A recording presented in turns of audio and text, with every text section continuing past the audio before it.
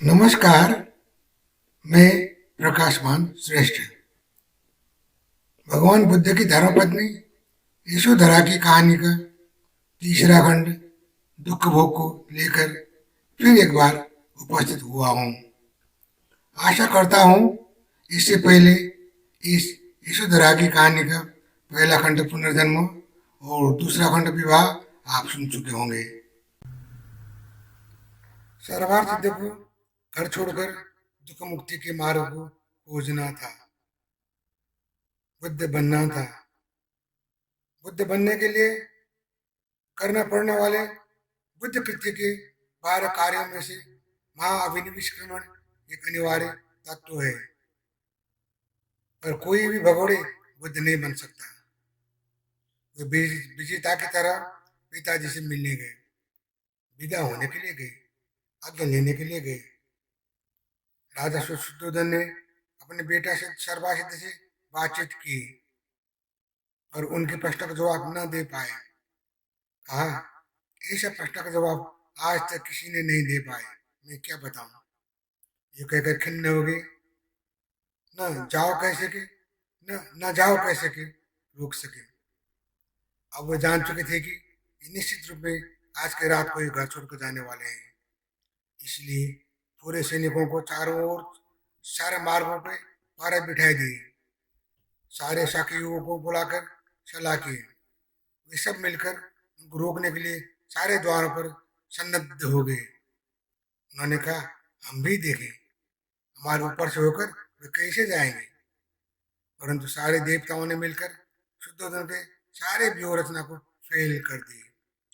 सारे प्रजा, सारे प्राणी को, सभी को इंतु चिंतु करके सुला दिए। अकेली यशोधरा एक जन मात्र पूरी चौकन्ना थी, होश हवास में थी। वे उनको सुला न सके। वे कैसे सोती। उन्हें मालूम था आज सर्वासिद्ध ने गृह त्याग करेंगे। उन्होंने अनेक महाकल्पों के जन्म जन्मांतर के साथ रहे साधर्मिणी का भी साथ छोड़ेंगे। फिर भी यशोधरा ने निद्रा में सोए रहने का जैसे नाटक करते रही। उन्हें डर था अपने रूप रंग, गुण कौशल और लंबे अंतरंग संबंध के कारण अपने पतिदेव में, उनके कदम में कुछ कमजोरी पैदा न हो, उनके संकल्प में कुछ रुकावट भी न हो। इसीलिए अपने चेहरा सिद्धार्थ देख नहीं सके, ऐसे में भद्र करके आंख मूंद कर बंद करके लेटे रही। मध्य रात में सर्वार्थ सिद्ध राजकुमार उठे, अपनी मातृभूमि कपिल वस्तु को नमस्कार किए और यशोधरा की ओर देखे। सुमेधा ऋषि से लेकर अनेकों महाकल्पों तक सदा साथ देती रही सुमित्रा को संस्मरण किए। सुमित्रा से होते होते माद्री और गोपा तक के नाम दर दर कर बुद्ध पत्नी होते बुद्ध बुद्धजनी होने को पहुंची। अपने साधर्मिणी यशोधरा को देखा। उनकी कमल के जैसा खिला विबुद्ध बेदाग मुहार को निहारे। लाखों करोड़ों जन्म के सब बंधन को उसके याद में बह गए। पर तुरंत संभले। उन्हें बुद्ध होना था, बुद्ध कृत्य करना था। वे आहिस्ता आहिस्ता सधे हुए हल्के पश्चाप से लेकर सैन्य कक्ष से बाहर निकले। फाटक लगाए। उन्होंने पिताजी से तो कहकर आए थे, पर पता नहीं क्यों यशोधरा को कह पाने की साहस न कर सके। सर्वासिद्ध ने यशोधरा को जगाया नहीं, वो यशोधरा जागे नहीं। परंतु निकलने से पहले जलती हुई दीपक की लौ लेकर, उसे काजा काला कजल लेकर उस कजल से यशोधरा के नाभि में छोटा सा एक चक्र बना दिए। ये एक दिव्य संकेत कर गए और सुबह होते होते अनुमान नदी के तट तक 6 योजन दूर पहुंच गए। सर्वासिद्ध ने घर को त्यागे हुए उस आषाढ़ मास की पूर्णिमा की लंबी रात भी गुजर गई। सुबह भी हुआ। तब जाकर यशोधरा ने यह सोचकर कि अब तो सिद्धार्थ बहुत दूर निकल चुके होंगे, वे महल पे सिद्धार्थ को इधर उधर ढूंढने लगे। उसे तीनों ऋतुओं के बने प्रासादों सहित सभी जगह ढूंढते रहे। शाम को होते होते सिद्धार्थ के सारथी छंदक उनकी घोड़ा कंदक को साथ लेकर आ पहुंचे। उन्होंने सरवार सिद्ध को हनुमान नदी के तीर तक छोड़ के आए थे। उन्होंने सरवार सिद्ध के उतारे हुए आभूषण भी लाए थे। तब गोपा मूर्छित होकर गिर पड़ी। तब से गोपा ने मुसैया की आभूषण त्यागे महल में ही प्रवज्जित जैसे होकर रहने लगी। ईश्वर जरा विलाप करती रही। माता गौतमी ने वो आभूषणों को तालाब में फेंकवा दिए। अब इन आभूषणों का क्या काम, जब इसको पहनने वाला ही हमें छोड़ के चला गया। यशोधरा घोड़े कंधे के गर्दन पर अंकमाल करती रही, लिपटती रोई। मुख घोड़ा भी क्या बोल पाती, वो भी आंसू बहाते रहे। उस घोड़े ने सिद्धार्थ की बहुत सेवा की थी। सिद्धार्थ की विशुन्य गम मुश्किल से सहे थी। अब यशोधरा गम सह नहीं पाए। वे 7 दिन भूखा प्यासा रहकर इस, इस नश्वर घोड़े को काय को त्याग दिए। यशोधरा का प्रेम सह नहीं पाए। सभी को मालूम था सरवार सिद्ध घर छोड़ के जा रहे हैं। इसमें यशोधरा का कुछ भी हाथ नहीं। फिर भी कईयों ने यशोधरा को ही दोष लगाए। अपने खसम ने घर तो छोड़े छोड़े, वो पीड़ा तो वैसे ही था। उसके ऊपर में अनेक लांछना लगे। कल तक जो देवी जैसी मानी गई कुलवधु गोपा अपराधिनी बन गई। वाह विडम्बना, हाँ दैव, नारी जाति की अस्मिता अपमानित हो गई। ये तो बस एक शुरुआत भर था यशोधरा के दुख पाने की कथा। अब उनको नीच सोच वाले समाज के पुरुषों ने वक्र दृष्टि देने लगे। कनिष्ठ ससुर मां नाम के बेटा देवदत्त नाम का देवर ने तो प्रकट रूप में ही अपने से विवाह करने अथवा संबंध बनाने के लिए दबाव देने लगे। उनके मन में सरवार सिद्ध के प्रति द्वेष था। वे आप ही राजा बनना चाहते थे। उन्होंने गोपा को अपनाकर अपना सरवार सिद्ध से वापस आने का मार्ग भी अवरुद्ध करना चाहते थे। इसलिए उसका अत्याचार बढ़ते गया। गोपा अपने को बचाते रहे, पर कितना बचाते। आज ही धोकर सेना मुश्किल होते देखकर उन्होंने सास प्रजापति गौतमी और ससुर शुद्धोधन के शरण में गई। सास ससुर दोनों ने उनको सुना, वे भी दुखित हुए, आश्वासन भी दिए, दिलासा दी, देवदत्त को भी झपारे। परंतु वो देवदत्त खलनायक और खेलने के लिए आए थे। वे सुधरने का नाम ही नहीं था। उल्टा वे साम दाम बिंद भेद सब प्रयोग करते ही करते यशोधरा को अपमानित करते रहे। परंतु अति सर्वत्र वर्धित होता है। अति होते होते एक तिनके के भार भी ऊंट की कमर को तोड़ देता है। वैसे ही हुआ। यशोधरा भी सहन करने की सीमा से पार हो गई। सहन कर सकने का भी एक सीमा होता है। उन्होंने अपने इस जीवन को अंत करने का मन बनाए। वे बुद्ध बनने के लिए आए नहीं थी, बुद्ध बनाए देने के लिए आई थी। उसके लक्ष्य दूसरों को दुख मुक्ति के लिए मैत्री करुणा के मार्ग थे। जगत में अपने और सबके भोगे दुख को देखकर वही बोधिसत्व का आंसू बहाई देवदत्त जैसे दुर्दांत के आगे अपने को असहाय महसूस किए। उनमें पूर्वापुर जन्मों के कुछ क्लेश वासना बचे थे। दुख के सैलाब के बीच मार प्रकट हुआ। उन्होंने यशोधरा को इमोशनली टॉर्चर किए और इस जीवन को अंत करने के लिए उकसाए। यशोधरा भी बहक गई। मृत्यु को वर्ण करने हेतु ऊंच पर्वत से नीचे कूद पड़ी। परंतु प्रारब्ध का खेल कोई नहीं जानता। उस उत्तुंग पर्वत के नीचे तलहटी में एक तालाब था। उस तालाब में एक नाग राजा रहते थे। उन्होंने पर्वत से नीचे गिरती रही यशोधरा को देखकर अपने बड़े फण फैलाकर उसमें थाप कर यशोधरा को बचा लिए और समझाते हुए टाड़ा देते हुए बोले, तुम तो बुद्ध जननी हो, तुम तो बुद्ध बनाने वाली माँ हो, धैर्य करो। अब तुम्हारे पति को दुख मुक्ति के ज्ञान मिलने ही वाला है। वे जल्दी ही बुद्ध बनेंगे। उन्हें कमजोर मत बनाओ, कुछ ही समय बचा है। सहो, वे तुम्हें तुम्हारे दुख से मुक्ति दिलाएंगे। उन्होंने तुम्हें ही नहीं, जगत लोक के सबको दुख से मुक्ति का मार्ग देंगे। तब तक तो पंचरक्षा सूत्र धारण करो। पंचरक्षा सूत्र कहने का तात्पर्य पांच रक्षा सूत्रों की समष्टि है।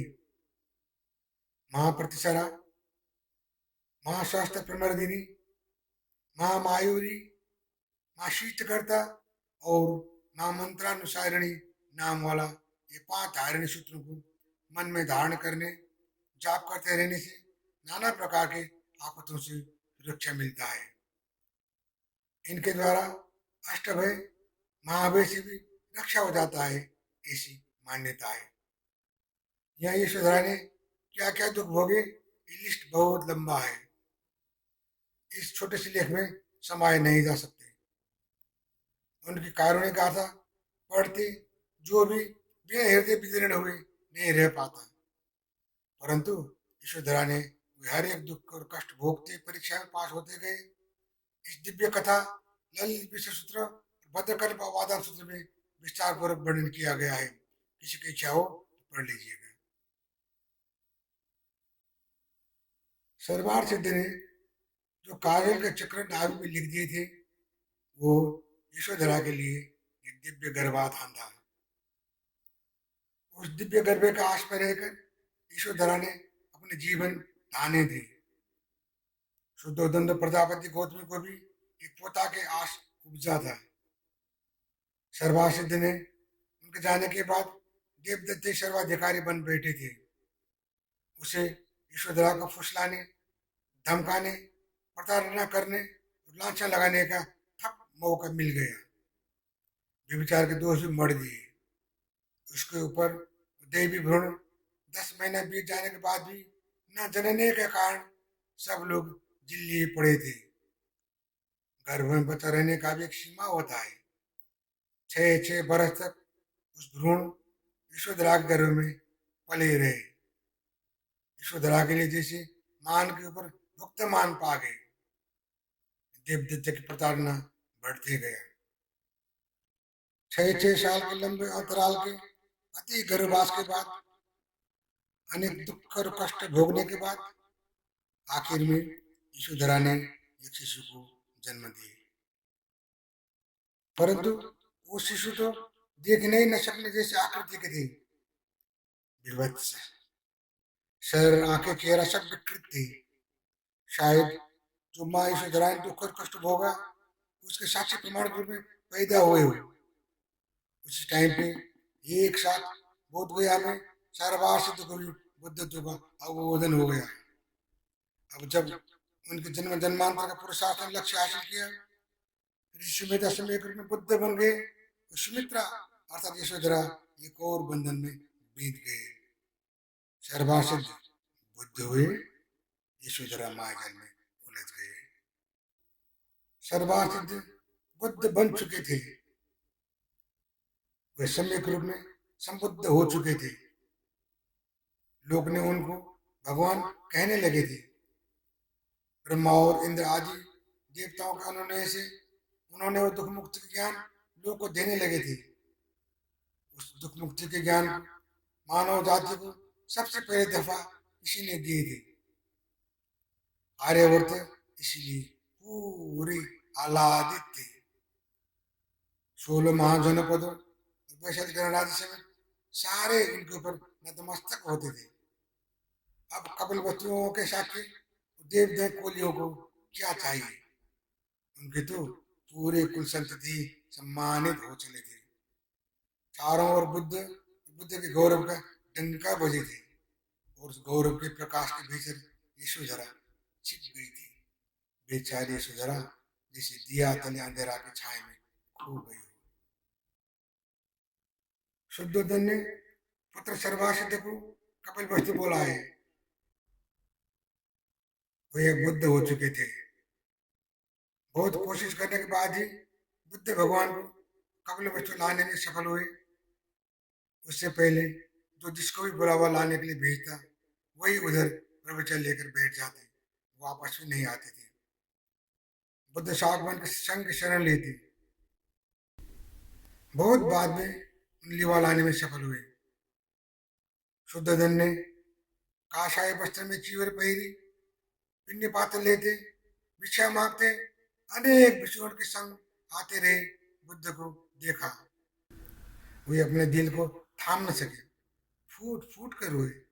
रोते रोते बोले, बेटा अब आप बुद्ध बन चुके हो, आपका लक्ष्य प्राप्त हो चुका है, अब महल में ही रहो, राष्ट्रीय वस्त्र लगाओ, 84 व्यंजन भोजन भोग करो, क्यों पिंड पात्र लेकर घर घर दर दर भटकती भिक्षा मांगते फिरते हो, ये आपको शोभा नहीं देता।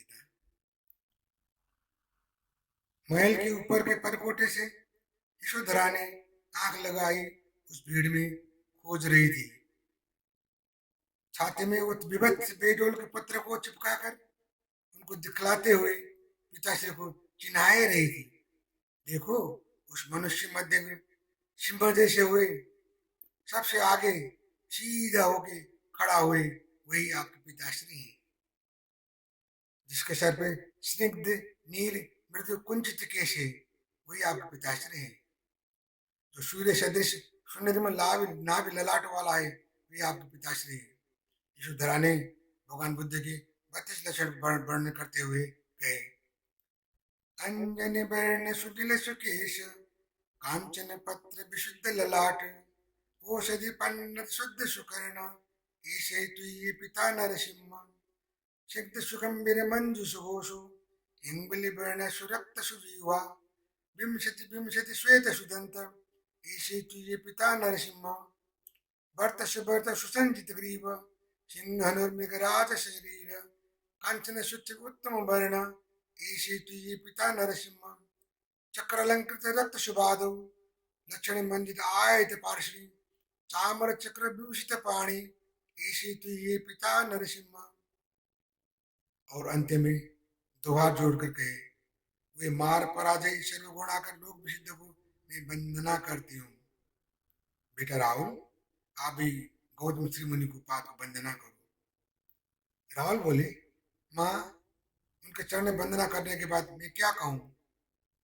यशोधरा बोली, आप उनसे अपना अंश मांगना, पिता और पुरखों की विरासत संपत्ति में बेटा को हक लगता है। यशोधरा अपनी अंतपुर के बालकनी से देख रही थी। उन्हें पता था अब उनके जन्म जन्म के उद्देश्य पूरा हो चुके हैं, उनके साधना सिद्ध हो गए, वे बुद्ध बनाने में सफल हो गए। अब उनके चेहरे पे मुदिता उपेक्षा के भाव आए। उन्होंने अपने को संभालते हुए मन मन में कहा, अब मैं भी निर्माण लूंगी, पर मैं अभी निष्क्रमण तो कर नहीं सकती। मैं तो नारी हूँ, मैं जननी हूँ, मुझे तो राहुल को भी निर्वाण में भेजना है। मेरी बुआ तेरे सासू माँ प्रतापति गौतमी को लगाए मेरा स्वजन प्रियजन अनेकों रहे हैं, उन सबको छोड़कर मैं अकेली ही कैसे निर्वाण ले सकूंगी? हाँ, जब तक उन्हें भी निर्वाण निर्वाण में न पठा सकूं, मुझे तब तक लोकाचार के व्यवहार करते रहना पड़ेगा। भगवान बुद्ध को स्वागत करने के लिए सारे अंतपुरवासी स्त्रियों नीचे मूल द्वार में जमा हो चुके थे। सारे सासों, देवरानियों, साथ में सारे सेविकाओं भी नीचे जा चुके थे। उस भीड़ में किसी को भी यशोधरा का हिक्का न रहा। यशोधरा के लिए अपनी खोपी में बालक राहुल गोद में लेकर अपने ही धुन में खोई पड़ी थी। मुझसे पूछकर तो नहीं गई थी ना, मैं तो त्यागी गई हूँ। 3 सहस्त्र महाशस्त्र कल्पों तक साथ देने के बाद मैं परित्यक्ता हुई हूँ। मुझ में क्या हक बनता कि मैं स्वागत करूं? वे जब मेरे आए आए ये उनका हक बनता है, पर मैं तो नहीं जाऊंगी। मेरा क्या दोष था? जन्म जन्म तक सदा साथ सहयोग करती रही हूँ। कहे होते तुम अपने आप को शहर से भेजते। इसलिए यदि मैं शुद्ध हूँ, विशुद्ध हूँ, मेरे मन वचन कर्म में मैंने जो करना हो, जो किए हो, जो करने योग्य नहीं हो, नहीं किए हो, और मैं यदि पूर्णतः दोषहीन रही हूँ, तो मेरे भगवान अवश्य ही अपने आप मेरे यहाँ आएंगे, मैं नहीं जाऊंगी। बुद्ध जान पहचान वाला सभी से मिले, सभी के दुख सुख की बात सुनी, भला कुसारी की, पिता माता, कुल बंधु, भाई बारदार लगाए सभी से भेंट हो गया, परंतु उस भीड़ में यशोधरा कहीं नहीं थी। बुद्ध ने पूछा, यशोधरा कहाँ है? शुद्धोधन बोले, जब से तुमने घर छोड़ा, उन्होंने भी तुम्हारे जैसे ही पेट भर के कुछ अच्छी खाई है, न कुछ ढंग से पहनी है, न अच्छे से कभी सोई है, न कभी खुलकर बोली है।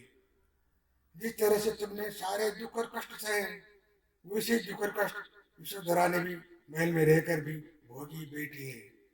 उन्होंने अकल्पनीय दुख पाई है, जाओ उन्हें सांत्वना दे दो। इसके साथ ही यशोधरा की कहानी का तीसरा खंड दुख भोग यही समाप्त हुआ। अब मुझे प्रकाशमान श्रेष्ठ को विदा दीजिए। इस यशोधरा की कहानी का चौथा और अंतिम खंड निर्माण के लिए देखते रहिएगा। धन्यवाद। नमस्कार।